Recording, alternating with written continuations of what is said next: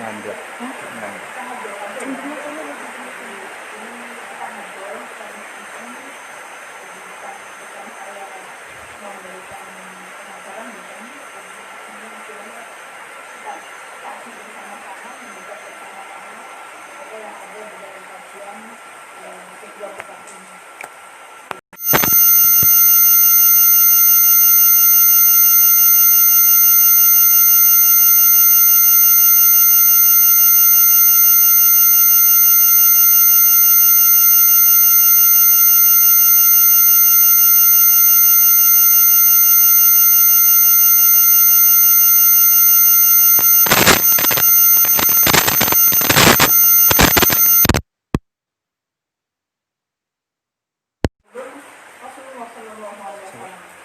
Akan disebutkan Rasulullah jawab bahwa pandemi atau wabah atau taun itu terjadi merupakan kalau dalam bahasa kita merupakan siksaan yang terjadi ditimpakan Allah untuk Bani Israel dan untuk umat-umat sebelumnya.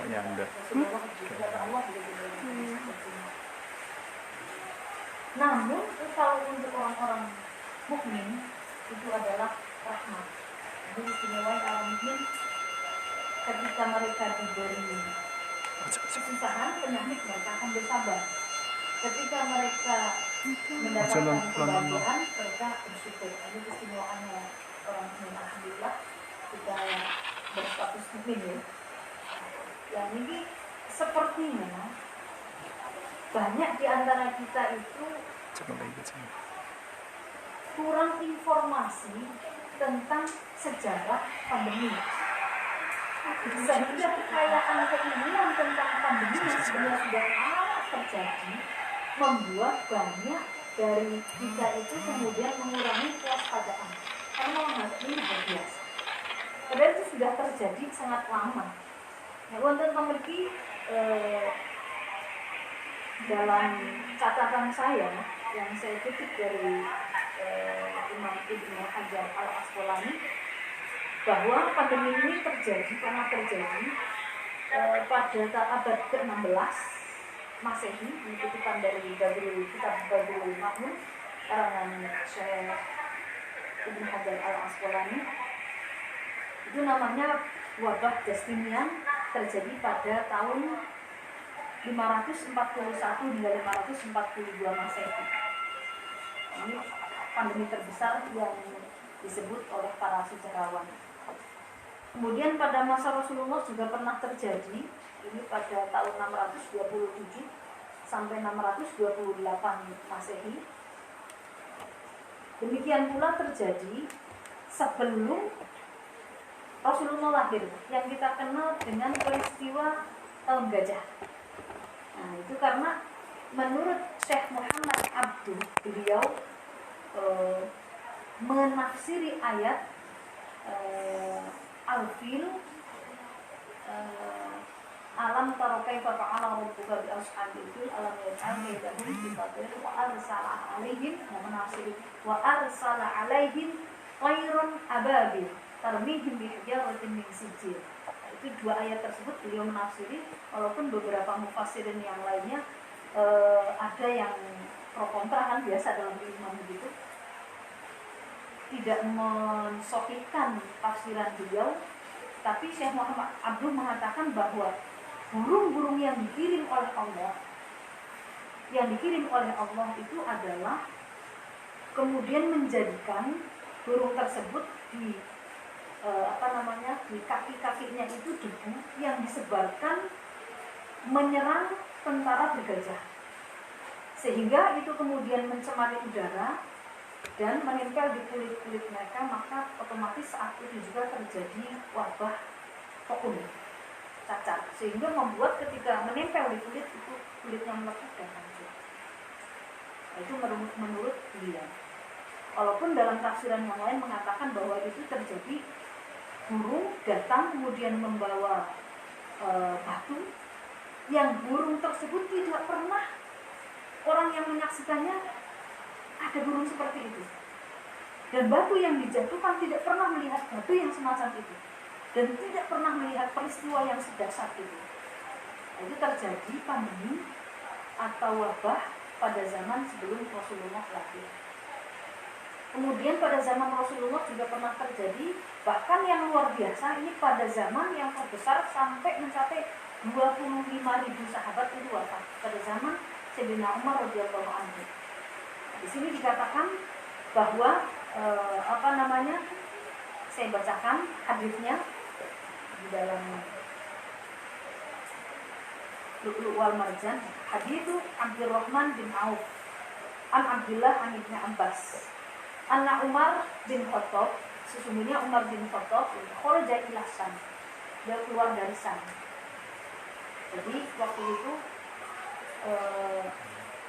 salah satu sahabatnya nanti di sini diterangkan, Ubaidah bin Al-Jarrah itu sebagai panglima perang bersama pasukannya masuk ke daerah Syam. Namun Sayyidina Umar kemudian keluar dari situ, kharaja ila Syam hatta idza kana yasuk bisarqa, kemudian berhenti di Sarqa. Laqiyahu Umarul Ajma. Dia menemui beberapa panglima perang yang ada di situ.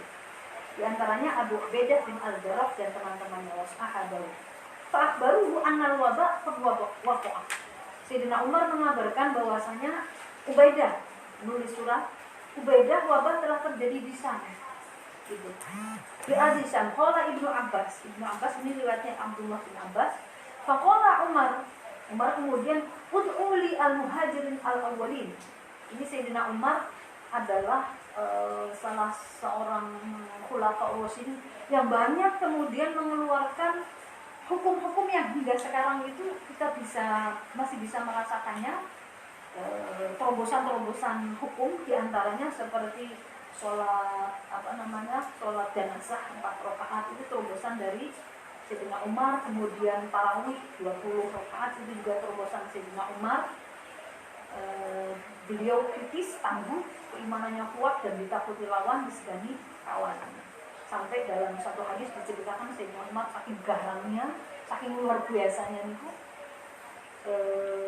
jika Sayyidina Umar lewat di satu gang, setan itu tidak berani, iblis itu tidak berani lewat bekas lewatnya Sayyidina Umar. Ini materi itu. Tapi dalam urusan pandemi, ini nanti kita gini. Jadi kalau sekarang ini orang bilang gini, ngapain kita takut pandemi? Iman kita kemana? Sayyidina Umar loh ini. Sayyidina Umar dalam satu peristiwa, beliau kemudian ini jadi kita bisa memilih iman itu seperti apa, kemudian berhati-hati seperti apa. Ini jangan kemudian disatukan. Bahwa kalau kita takut pandemi imannya tipis, bukan seperti itu. Nah, ini kemudian kita teruskan hadisnya. Faqala Umar ud'uli al-muhajirin, untuk mengajak bermusyawarah. Coba panggilkan ke saya para golongan muhajirin al-awwalin. Kemudian fastasharobun. Sayyidina Umar mengajak bermusyawarah, berdiskusi, ini bagaimana ini di Syam telah terjadi pandemi, apa yang harus kita lakukan untuk Ubadah bin Jarrah, apakah ditarik pasukannya atau seperti apa? Karena anal wabah qad bisan, sebenarnya wabah telah terjadi di sana. Faktalahu faqala, biasa. Jadi kalau kita melihat perbedaan sekarang, ada yang tidak percaya, ada yang percaya gitu, kemudian ada yang menentang, ada yang terlalu hati-hati. Itu kita pandang sebagai biasa aja. Ada ulama yang seperti ini, seperti itu, ya biasa aja. Zaman dulu juga seperti ini. Nah, ketika al-muhajirin dipanggil, mereka juga berselisih pendapat. Faqala ba'duhum qad kharajta al-amrin. Mereka berkata, lah panjenengan kan sudah menjatuhkan perintah gitu. Wala naru an narja'anhu. Ya enggak usah lah, udah terusin aja gitu. Waqala ba'duhum ma'aka baqiyatun nas wa ashab Rasulullah sallallahu alaihi wasallam wala naru an tuqimahum ala hadzal wabah. Panjenengan itu para di sisa-sisa sahabat yang ada pada panjenengan itu sungguh disayangkan. Masa mau menerjang wabah, udah pulang aja gitu. Ini bebas, makna bebas sudah habis. Jadi di antara mereka kalau sudah masuk ke situ, sudah menjatuhkan perintah untuk berperang, ya pun maju mawon. Apa yang takut pada pandemi itu ya, pada wabah? Sahabat yang lain, al-muhajirin al-awwal, iman toh, bahasa kita gitu. Iman toh. Itu ada ulama-ulama para sahabat yang harusnya kita pelihara kesehatannya, keselamatan, udah ditarik aja gitu. Kemudian Sayyidina Umar kemudian walanaru an tuqadwa hadal wa faqala, ya sudah irtafi'u anni saya sudah cukup membawa panjenengan langsung pulang lagi ke tempat masing-masing. Lalu itu maqala ud'u ilal ansor, setelah itu kemudian memanggil golongan ansor. Dan yang dilakukan oleh Sayyidina Umar juga sama, mengajak bermusyawarah. Ini apa yang harus kita lakukan ini? Pasukan ditarik untuk kembali ke Madinah atau diteruskan saja? Dan yang terjadi di sini sama, mereka pun berbeda pendapat. Sebagaimana al-muhajirin al-awwalin. Ada yang terusin aja, ada yang oh jangan gitu. Lalu Aktalafu takdilan hidup fakola, irtafiu anni. Ya sudah saya cukup mengambil pendapat dari panjenengan semua, monggo panjenengan pulang ke tempat masing-masing. Kemudian Sayyidina Umar dawuh cuma qala uli man kana huna min fasyahihi Quraisyin min hajiratil fathi da'utuhum. Dan Sayyidina Umar dipanggil senior dari panjenengan 2 orang saja untuk saya ajak bermusyawarah. Ambil senior dari Muhajirin dan senior dari Al-Ansor. Lalu mereka berkata falam yaktalif minhum, keduanya tidak berselisih pendapat. Rajulani faqulu naro anarja abinas wala tuqaddimun ala hadzal wada.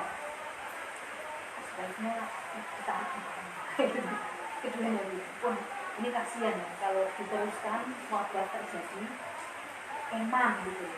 Sahabat panjenengan itu emang pasukan panjenengan pun ditarik malam. Dan pendapat itu keduanya ini tidak berselisih pendapat. Akhirnya munafaku menaruh anarja binas wala tuqaddimun ala hadzal wada, karena ada Umar bin Binas. Kemudian Sayyidina Umar memanggil orang-orang, ini musbiqun ala dhahri. Ya kalau gitu saya pada pagi ini akan pulang, tidak jadi masuk ke Syam. Fasbahu alaihi, kalau bisa kalian juga ikut saya. Fasbahu alaihi. Kalau Abu Ubaidah bin Jarrah, ini panglima perangnya. Abu Ubaidah al-Jarrah matur ngeten. Afiroron min qadarillah. Kita biasanya sering dengar kan. Loh, Sayyidina Umar, panjenengan kok mau lari dari kodratnya Allah? Yang namanya ketentuan itu justru mati aja, ya bahasa kita gitu. Kalau sudah mau ada uang, kalau mau apa, kalau harus hidup ya hidup. Kalau mati ya mati, sudah aja kita maju. Jangan kok malah lari dari kodratnya Allah, lari dari ketentuannya Allah gitu. Ubaidah bin Jarrah Daud masuk madan. Umar kemudian faqala Umar lalu khairuka qalaha ya Abu Ubaidah na'am. Musim orang sampai yang sing ngomong meniki iya ya aku jawab dia gimana ya emang begitu sih gitu. Na'am. Nafiru min qadarillah ila qadarillah. Saya itu lari dari kodratnya Allah menuju kodrat Allah yang lain. Jadi ketentuan Allah ada yang dipilih, ada yang tidak bisa dipilih gitu kan. Seperti penjenengan mau ke sini, saya mau ke sini jam 8 atau jam 8 kan terserah jenengan. Memilih yang mana itu artinya ketentuan yang memang ditentukan sama Allah. Gitu kan. Ada yang memang tidak bisa ditolak. Bilalah pengennya jam 8, jam 8 sampai sini terlambat. Rencananya itu kodratnya seperti itu. Ya, artinya ada beberapa yang memang ketentuan Allah yang tidak bisa kita tolak. Dan Sayyidina Umar ini adalah mengatakan saya bukan menghindar dari kudrat Allah, saya menghindar dari kudratnya Allah, dari ketentuan Allah menuju ketentuan yang lain. Jadi saya bukan lari dari ketentuan, justru saya keluar dari Syam. Ini ketentuan Allahnya demikian, gitu loh. Ketentuan Allahnya demikian. Kalau kamu memilih di situ, berarti Allah menentukan begitu. Kamu tinggal di Syam, itu adalah kudratmu. Saya keluar dari Syam, itu ketentuan saya. Jadi masing-masing sudah dipilih sama Allah. Jadi saya bukan lari dari kodrat, gitu. Seperti digambarkan sama Sayyidina Umar bin Aro'aita law kana laka ibilun habatus hadiyan lahu udwatani. Ini, jika kamu punya unta, lalu untamu itu melewati 2 lembah. Satu lembahnya lembah yang gersang, satu lagi lebih yang hijau. Memilih yang mana? Semuanya itu kan ketentuannya. Itu pilihan yang mudah. Tidak ada yang memaksa. Kamu harus ke lembah yang bersama. Saya mah ke lembah yang hijau aja. Enggak ada dibahas. Kamu bebas memilih. Sebagaimana saya kan bebas memilih mau bersama. Itu adalah sama saya menjalaninya ketentuan Allah. Kalau saya memutuskan saya di sana, itu juga ketentuan Allah. Artinya bukan saya lari dari ketentuan Allah. Alaysa in ra'aita al-khasibata ra'aita biqadarillah. Bukankah kalau kamu memilih untamu dilepaskan di lembah yang hijau, itu ketentuan Allah, atau kamu memilih sebaliknya pun itu ketentuan Allah. Gitu. Qala, kemudian Faja'a Ibnu Abbas meneruskan ceritanya. Faja'a Abdurrahman bin Auf. Ini sahabat yang lain yang terkenal kaya raya ini. Wa kana mutahabbiyan fi ba'di hajatihi faqala inna indi fi hadza ilman. Ini kan sedang panas-panasnya ini. Sayyidina Umar memutuskan kudu nangis metu mah. Allah bah kok piye pasukan kuwake. Beda bin Jarrah ngotot tetap di sini. Jadi waktu sampai dikatakan dalam hadis yang lain itu semua kami menang. Saya sedih. Iya, mesti akhirnya mengkhawatirkan sahabat-sahabat terjadi sesuatu yang tidak diinginkan. Tapi Ubadah bin Al-Jarrah tiba-tiba Abdurrahman bin Auf mengatakan, saya pernah mendengar Rasulullah berkata, Rasulullah sallallahu alaihi wasallam yaqul, "Idza sami'tum bihi bi'ardin fala taqdamu alaihi." Kalau kalian mendengar di satu tempat ada wabah, maka fala taqdamu alaihi. Jangan masuk ke situ. Wa idza waqa'a bi'ardin wa antum biha fala takhruju firaran minhu. Dan jika kamu berada di tempat tersebut terjadinya wabah, maka fala takhriju firaran minhu. Maka kamu jangan keluar dari situ. Nah, seperti yang terjadi sekarang. Kalau sekarang kan ada pembatasan, ada swab. Begitu nanti di daerah merah, jangan yang daerah merah namanya apa? PSBB apa ya? Pembatasan pajak. Itu kan kalau di ini praktek dari dahulu Kanjeng Nabi yang disampaikan yang didengar oleh Abdurrahman bin Auf. Jika berada di status merah, jangan keluar. Dan kamu yang masih status itu aja mlebu rono. Berarti ini panduan benar yang memang sudah dipandu oleh Rasulullah dalam hal pandemi. Sayangnya kebanyakan dari kita itu miskin mengetahui tentang bahwa pandemi itu sudah terjadi dari dulu. Cuma yang keliru memang ada yang perlu kita perbaiki adalah ketakutan yang sangat, sehingga seakan-akan pandemi itu benar-benar satu-satunya jalan membuat orang sakit dan akan punya kekuatan. Ini kan yang keliru lagi. Karena kalau lihat dari judulnya moderasi Islam itu kan Islam itu selalu mengajarkan jangan terlalu berlebihan. Bahkan Rasulullah kan dalam dakwahnya, kalau kamu mencintai seseorang, jangan terlalu cinta. Kalau benci ya jangan terlalu benci. Nanti kalau terlalu cinta, kamu suatu saat jadi teman muslim gitu kan. Kalau terlalu benci, suatu saat jadi kekasih kan banyak. Berawal dari benci, kemudian jadi senang. Berawal dari senang, tiba-tiba jadi benci. Ya biasa-biasa aja. Dalam hal pandemi juga demikian. Wajib banget sampai atau metu. Aduh, ini takut. Malah bisa jadi sugesti. Atau sama sekali mengabaikan. Apa? Apa takut? Imanmu tipis. Kalau kita melihat dari sini, siapa sih menyaksikan keimanan? Tipisnya keimanan Sayyidina Umar. Tapi beliau memilih mengajak Abdullah bin Al-Jarrah, mengajak ayo kamu pulang aja. Apakah Sayyidina Umar dikategorikan imannya tipis, takut wabah? Kan bukan. Sebab Rasulullah sudah tahu, salah satu dawuh Rasulullah. Kalau kita meyakini bahwa beliau itu luar biasa keimanannya, Rasulullah tahu nggak? Lau kana nabiyyu min ba'di lakana Umar bin Khattab. Kalau ada nabi setelah saya yang lantas itu Sayyidina Umar. Lu musuh orang diklaim Rasulullah begitu kok dikatakan takut pandemi. Panas sih ini sih Umar. Tapi beliau seperti itu karena perhatian. Ada yang mengatakan dalam tafsiran hadis ini karena pada saat itu beberapa sahabat sakit kemudian ditarik sama Sayyidina Umar. Ini kan kalau di dalam hadis kan kalau sudah berada di tempat situ jangan keluar gitu. Pertanyaannya Sayyidina Umar mengajak keluar. Makanya dalam makna syarah dari hadisnya mengatakan pada waktu itu Sayyidina Umar mengajak untuk keluar. Artinya keluar dari daerah situ boleh, daerah merah, dalam rangka misalnya rujukan rumah sakit gitu ya. Misalnya ini ada rujukan walaupun di daerah hijau, tapi kan nggak boleh keluar dari pandemi kalau menular, tidak apa-apa kalau dalam rangka merah. Sebagaimana yang dilakukan oleh Sayyidina Umar.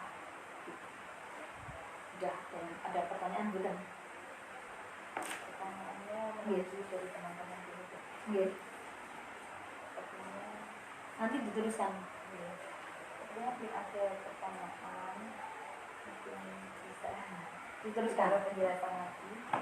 Jadi gini, artinya gini, melihat dari sini, ini kan kita harus bisa bedakan antara kesembronoan, ketakutan yang luar biasa dan tidak takut sama sekali yang justru membahayakan. Kenapa orang ada beberapa di antara kita kemudian abai? Sekali lagi ini mungkin karena mereka lupa bahwa pandemi ini seperti siklus, akan selalu ada. Dan dunia ini kan berubah. Kalau sekarang kita mengalami ada new normal, biasa aja. Namanya makhluk itu adalah selalu berubah. Yang bangkit, yang tetap itu hanya Allah.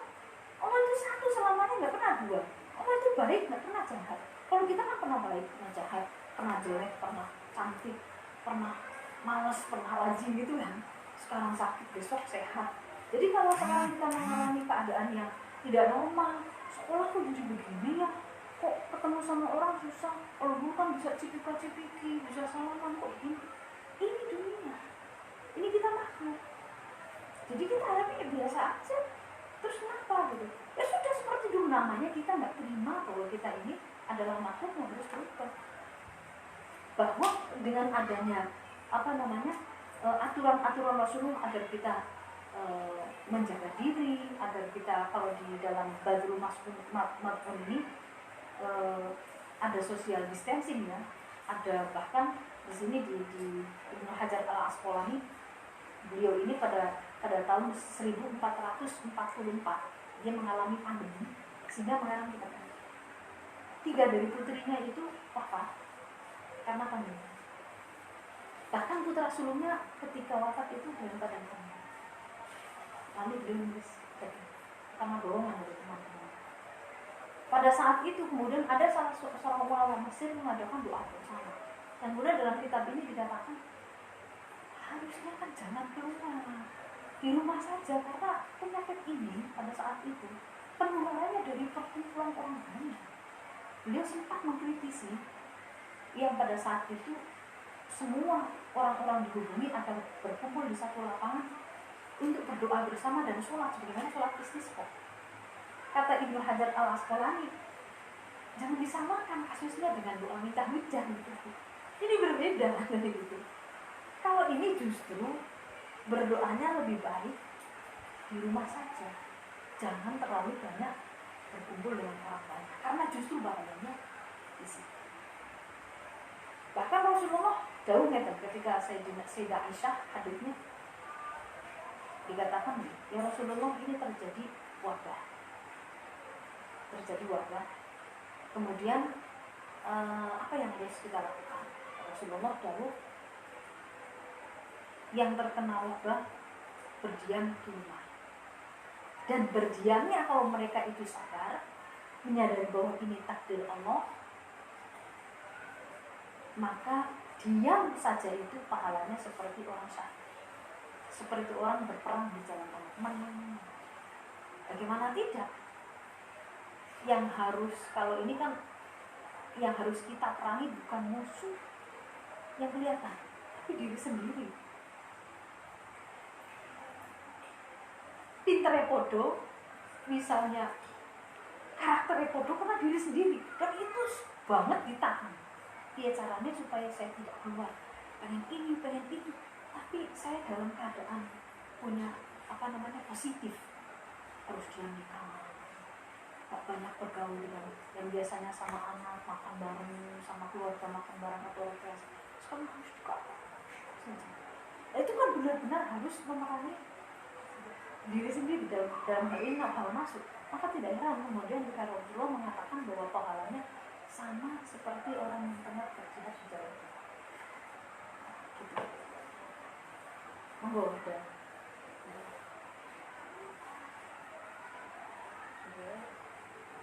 Jadi ini ada pertanyaan Bu dari teman-teman. Assalamualaikum, izin bertanya. Aspek apa saja yang dibutuhkan untuk menjaga kerukunan umat beragama? Kemudian respon umat beragama khususnya di Indonesia terkait pandemi virus corona itu bagaimana? Dan menurut Ibu narasumber, apakah Indonesia sudah ada di jalur yang benar dalam melindungi toleransi antar umat beragama? Saya ulang dulu. Yang pertama tadi ya, aspek apa saja yang dibutuhkan untuk menjaga kerukunan umat beragama? Ya. Jadi yang harus kita jaga, sebenarnya Rasulullah itu kalau kita melihat sejarah ya, Rasulullah ketika pindah dari Makkah ke Madinah, ada beberapa hal yang waktu itu di situ ada orang Nasrani, ada orang Yahudi. Yang pertama kali Rasulullah lakukan adalah merasa kita adalah satu.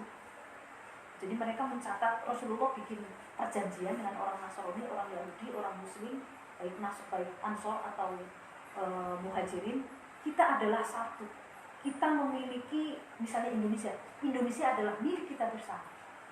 Kepentingan menjaga kerukunan bukan hanya milik orang Islam atau milik orang Muslim. Menjaga stabilitas keamanan negara bukan hanya milik kita bersama. Seperti dalam satu keluarga, antara suami, istri, anak harus memiliki rumah ini. Ini rumah kita yang harus kita jaga. Kalau ada apa-apa, harus kita perangi bersama. Rasulullah seperti itu. Ketika pertama kali beliau berhijrah, mengadakan perjanjian. Kalau kemudian ada yang menyerang dari luar, baik kamu Yahudi, baik kamu Nasrani, baik kamu Muslim, semuanya harus bersatu untuk menjaga Madinah. Jadi merasa memiliki bahwa Indonesia ini adalah milik kita bersama. Jadi kalau kita merasa seperti itu, insya Allah tidak ada kemudian paling merasa punya ya. Ini Indonesia itu punya umat Islam, maka yang lain nyingkir. Jadi kalau seperti itu tidak akan ada kedamaian. Karena sebenarnya kalau kita pikir begini, bumi ini diciptakan sama Allah untuk siapapun tanpa kecuali. Mau Muslim mau non Muslim, mau dia jahat mau dia baik, mau dia munafik mau dia jujur, gitu. Jadi tumbuhkan rasa kita memiliki Indonesia ini milik kita bersama. Harus kita jaga keamanan, kerukunannya dan seterusnya. Kemudian yang kedua tadi adalah kemudian respon umat beragama khususnya di Indonesia terkait pandemi virus corona itu bagaimana? Beda ya, seperti tadi. Seperti sikapnya tadi orang Nasrani dan orang Muhajirin al-awwalin dan orang Ansor itu kan berbeda-beda. Muhajirin al-awwalin juga berbeda pendapat. Ada yang mengatakan maju aja. Kita kan melihat seperti itu. Ada kiai yang ngapain takut corona gitu kan. Ada yang hati-hati karena menjaga jiwa itu lebih penting. Ada yang kemudian ya biasa aja, jangan terlalu takut. Nah, memang sikap dari masing-masing baik itu non muslim atau muslim sebenarnya sama, antara para pendeta sama para ulama sama. Ada yang abai, yang merasa yakin loh nggak apa-apa, ada yang berhati-hati. Sama, bukan hanya para ulama bertenang seperti itu. Jadi kalau sikapnya bagaimana, ya memang sikapnya berbeda. Gitu. Dan tadi melanjutkan masih satu pertanyaan dari orang yang sama, dan menurut itu apakah Indonesia sudah ada di jalur yang benar dalam menjunjung toleransi antar umat beragama? Ini diakui ya oleh, saya pernah mengikuti konferensi Torekoh Ulama Sedunia, waktu itu 43 negara di Kalongan.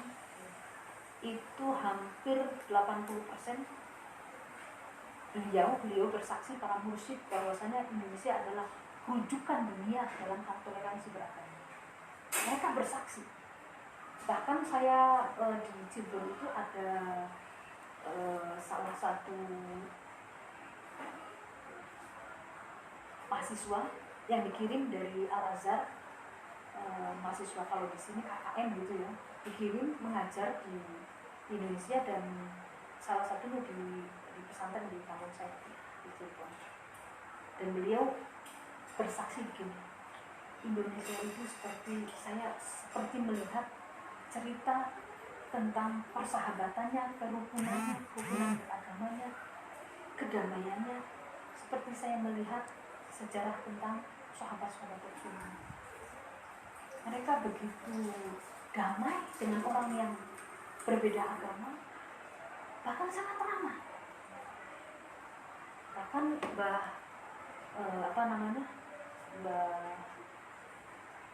Allahyarham sekarang itu Mbah Mamun Zubair, beliau Daud, suatu saat Indonesia akan menjadi rujukan dunia dalam hal toleransi beragama. Dan sekarang memang demikian. Bahkan di Pakistan sendiri itu rujukan toleransi beragamanya ada NU di sana. Di beberapa tempat bahkan anggotanya itu non muslim. Melihatnya bukan NU-nya, tapi bagaimana NU itu bisa memelihara menjadi pemimpin, menjadi rujukan, menjadi role model dalam hal berdakwah secara Rasulullah. Dakwahnya kan di sini santai. Kalau NU kan kemudian ada dengan musik, ada dengan rebana dan seterusnya kan, sebagaimana yang dilakukan oleh pendahulu kita. Dan kita bersyukur sekali pendahulu kita yang membawa pertama kali agama ke sini adalah orang Islam. Mereka membawa agama itu bukan dengan peperangan. Itu rujukan ulama-ulama di Indonesia adalah para wali songo yang kemudian sampai bisa kita rasakan sekarang. Alhamdulillah, kalau kita saksikan di Mesir kan, di Suriah, kalau berbeda keyakinan sesama muslim halal darahnya, penggal kepalanya gitu. Tapi kalau di sini kan urusan biasanya kita cuma di medsos aja, tapi nggak ada kemudian kiainya mengatakan itu sudah berbeda dengan saya, sanset saya perang, itu saya itu bapaknya ada. Itu warisan dari wali songo, alhamdulillah. Jadi insya Allah kerukunan beragama di Indonesia itu mudah-mudahan seterusnya ya bisa kita jaga sampai anak cucu kita menjadi rujukan. Insya Allah benar. Ya benar sekali ya Bu, ternyata. Kemudian lanjut untuk pertanyaan selanjutnya, sebagai umat muslim, bagaimana kita menyikapi gosip bahwa pandemi COVID ini adalah salah satu bagian dari teori konspirasi? Kalau menurut saya konspirasi gini, kalau zaman Rasulullah dulu itu Rasulullah begini jauhnya, taun itu adalah tusukan dari jin. Berarti ada pihak lain. Artinya gini, kita melihat mau konspirasi, oke lah konspirasi. Artinya gini, Allah menurunkan takdirnya itu dengan sabar, ya kan? Dengan sabar. Kalau zaman Rasulullah sabarnya adalah tiupan jin, sabarnya. Kalau sekarang misalnya ini adalah ciptaan entah siapa yang kemudian ditimpakan untuk bukan hanya umat manusia loh, umat Islam. Karena di Amerika, di negara non muslim juga terkena dampaknya, kita tahu kan. Berarti ini siapa oknumnya? kita nggak bisa mengatakan oke lah misalnya ini konspirasi, tapi nyatanya kan ada. Ibaratnya gini, kita mau masuk ke satu tempat, di situ ada mobil yang dibakar oleh orang gila. Lalu kita mengatakan, jangan takut api.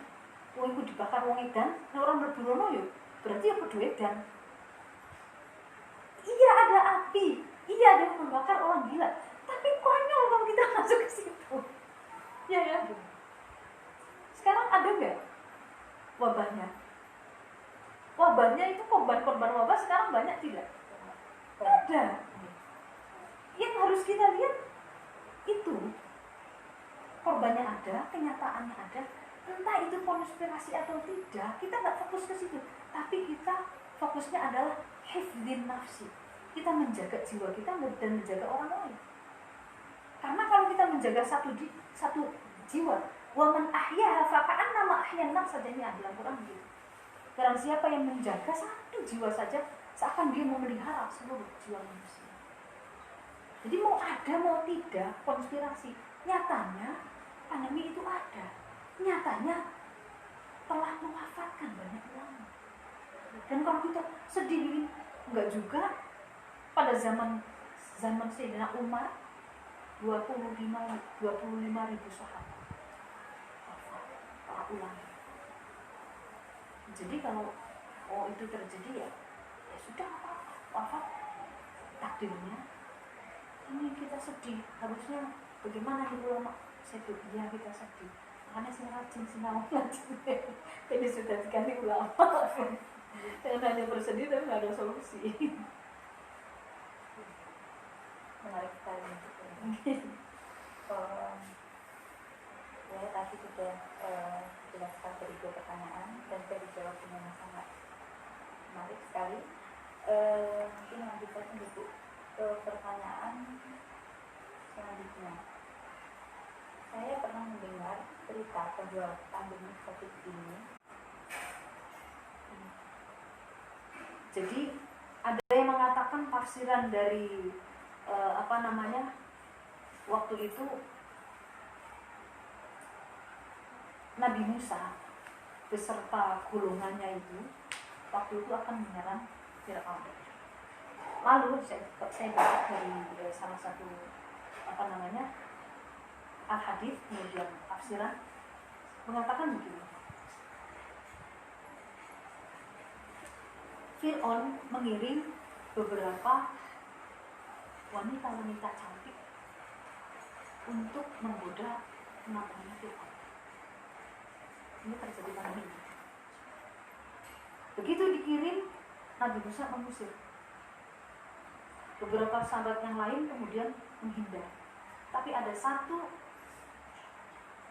pasukan Musa, ada satu tentaranya Musa malah kemudian menarik perempuan tersebut dan melakukan perzinahan. Teman-teman yang marah. Kemudian pada zaman itu ya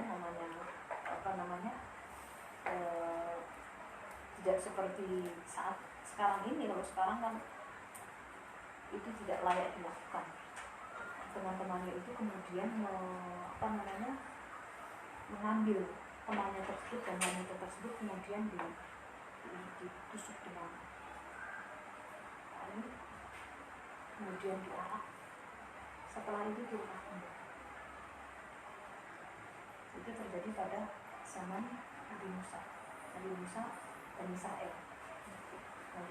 Jadi serujuk dengan dalil Rasulullah tadi, dan memang benar ada. Ya, ternyata ini masih ada beberapa pertanyaan lagi.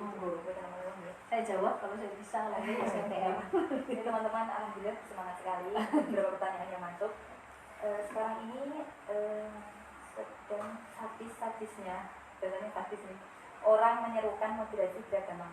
Kemudian banyak orang memadukan antara moderasi dengan pandemi. Karena hal itu kemudian banyak orang beranggapan bahwa moderasi berkaitan dengan pandemi. Yang ingin ditanyakan, di manakah titik temu hubungan antara moderasi beragama dengan pandemi? sedangkan pandemi kemungkinan besar bisa berakhir, sedangkan moderasi semakin lama semakin digencarkan.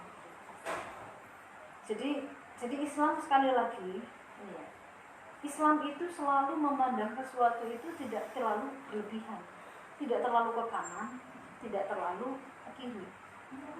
Dalam hal apapun memang moderasi itu perlu diterapkan walaupun pandemi sudah berakhir. Dalam hal apapun seperti yang saya katakan tadi, terlalu ke kiri bahaya, terlalu ke kanan bahaya. Terlalu memandang wabah ini enteng juga bahaya, terlalu ketakutan juga berbahaya. Karena tak khauf dan roja, takut kepada Allah dan mengharap kepada Allah, rahmat Allah itu harus seimbang.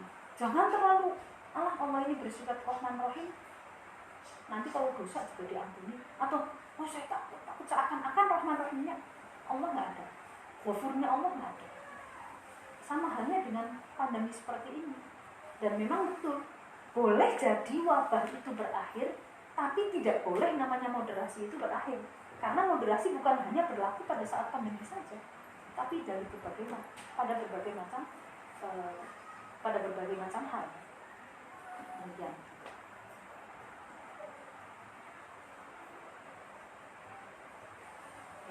Yang tadi antara pandemi dan moderasi beragama, kemudian ini bisa jadi pertanyaan yang terakhir ya, itu untuk menyikapi perbedaan pendapat di masa pandemi saat ini, sikap moderasi apa saja yang bisa diterapkan dalam masa saat ini? Jadi menurut saya yang pertama itu yang harus kita sadari bahwa kita itu diciptakan oleh Allah adalah berbeda, supaya lebih santai ya. Bahwa kita berbeda, bahwa kita itu manusia, bahwa namanya manusia itu lain ladang, lain belalang, lain kepala, lain pikiran. Lalu apa yang harus sikap pribadi kita ya? Sikap pribadi kita kalau melihat ada teman yang berbeda pandangan dengan kita dalam hal pandemi. Apakah kita harus memusuhinya, menjauhinya, atau bagaimana? Maka yang harus kita lakukan, kita kuatkan keyakinan kita. Lalu kita ajak teman kita untuk memahami bahwa oke lah, kamu sekarang misalnya nih, banyak yang sembuh kok, banyak yang gak apa-apa kok. Bahwa pandemi ini penyakit, ya. Bahwa COVID ini penyakit, iya penyakit. Akan tapi yang harus kita sadari bahwa COVID ini pandemi yang bisa menular dan membahayakan, bahkan bisa mematikan secara massal. Kita kasih pengertian, tapi jika kemudian di antara teman-teman atau komunitas kita tidak percaya dengan apa yang kita yakini atau pengetahuan kita, ya fa'in tawallahu faqul hasbiyallah. Mau apa terus? Jika berpaling ya sudah, kita bersadar kepada Allah. Artinya tidak boleh terlalu ngotot sekali untuk dia harus mempercayai kita. Kalau kita sampaikan, dia mau percaya silahkan. Tetap kita menjaga protokol kesehatan, dengannya kita mencintai sesama. Jadi kita kan bisa jadi teman kita nggak membawa virus, tapi kita sendiri. Bisa jadi kita saat ini kena virus, nggak apa-apa, tapi teman kita di rumahnya ada orang tua, ada orang punya penyakit. Karena kita sayang, maka kita menjaga. Kalau melihat perbedaan bagaimana? Namanya manusia bisa berbeda. Ya sudah, nggak apa-apa. Bikin santai saja. Kan begitu. Sudah itu. Ya sudah, mungkin pertanyaannya sudah itu tadi pembahasan kesehatan malam hari ini sebenarnya menarik sekali. Dari awal kita sudah menjelaskan bahwa pandemi sudah ada sejak lama di dunia, bahkan sejak masa atau sejak sebelum Nabi atau Bani Israel. Dan juga tadi gue juga menceritakan pada masa sahabat Umar yang meninggal ada berapa sahabat? 25.000 sahabat. ya, ada sebuah wabah yang mana pada cerita tersebut itu sebenarnya menarik sekali untuk bisa kita ambil hikmahnya. Bagaimana kita harus membedakan antara iman dan hati-hati, kemudian juga hibdun nafsi tadi itu juga menarik sekali untuk kita ambil hikmahnya. Kemudian kita juga pada masa seperti ini kita juga harus sikap yang harus kita ambil, salah satunya mungkin adalah menguatkan keyakinan kita, kemudian kepada orang yang berbeda pendapat dengan kita mungkin kita bisa memberi pengertian. Kalau sudah tidak bisa ya sudah. Karena perbedaan itu memang ada keniscayaan. Keniscayaan. Mungkin itu saja nih seminar kita pada malam ini. Sebelum saya tutup, saya mengucapkan terima kasih kepada Ibu Royana Ahal yang telah memberikan kita kajian informasi yang sangat menarik sekali untuk diikuti. Kemudian dari saya pribadi juga mohon maaf apabila ada salah tutur dan kata. Mungkin bisa saya tutup Ibu. Saya juga minta maaf ya kalau tadi pembahasannya ada yang salah, ada yang keliru namanya manusia. Kalau paham, alhamdulillah itu dari Allah. Kalau ada yang keliru, itu saya. Terima kasih. Sekian dari kami. Wabillahi taufiq wal hidayah. Wassalamualaikum warahmatullahi wabarakatuh. Assalamualaikum.